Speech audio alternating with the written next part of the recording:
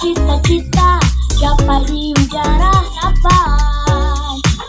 Jangan malas terus berlatih. Iya, dia kemana ya? Padahal kita sebagai pencipta lagu tuh lagu anak tuh ribuan banget.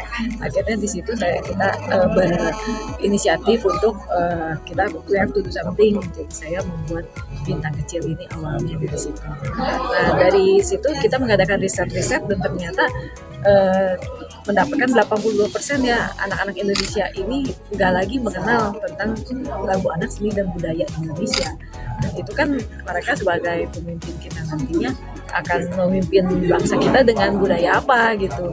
Jadi itulah yang membuat tekad kita harus melakukan sesuatu nih. Nah, ya, selain melalui online, acara kelas-kelas online, dan akhirnya kita berkolaborasi dengan Connection gimana kalau kita bikin film aja.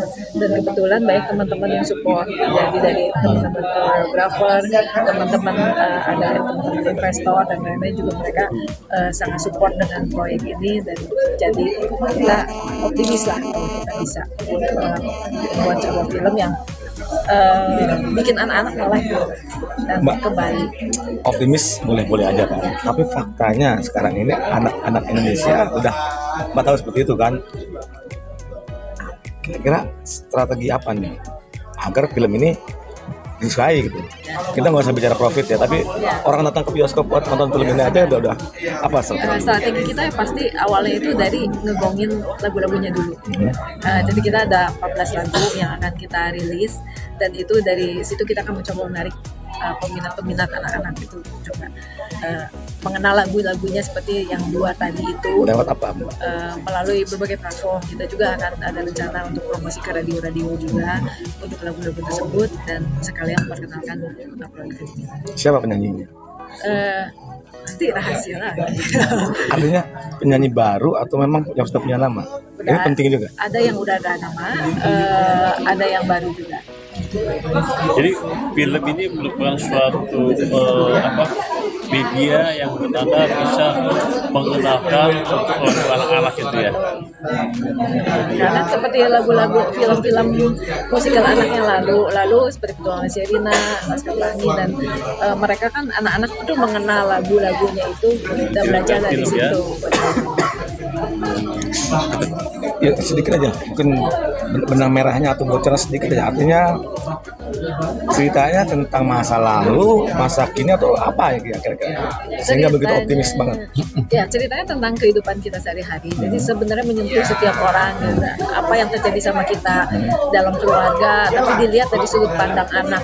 Dan itu selain itu juga kita ada mengkombinasikan dengan alam hayalan mereka. Jadi kita kembali masuk ke dalam dunia anak-anak itu seperti apa. Dan selain itu juga ya seperti yang tadi kita mengutamakan di lagu-lagunya, dan kita juga udah dapat sutradara yang keren. Jadi sepertinya udah siap banget ya. Kira-kira udah siapkan berapa rupiah untuk produksi film ini? Itu udah dapur bahaya nanti. Enggak, arena kira-kira aja gitu. Ya yang pasti cukup untuk membuat film ini jadi sampai kita menilai oke, perfect, itu kita siap rilis. Anak-anak kita udah terbiasa film Avengers segala macam yang menggunakan CGI segala macam. Apakah juga akan menggunakan teknologi itu? Karena kita memperkenalkan nilai luhur Indonesia, dan kita itu juga berusaha menyentuh hati mereka itu melalui apa yang kita kenal dari waktu kita kecil dulu ya, kekeluargaan, gotong royong, dan rasa kemanusiaan. Kita sentuh dari situ. Jadi artinya lebih berpikir kepada budaya ya.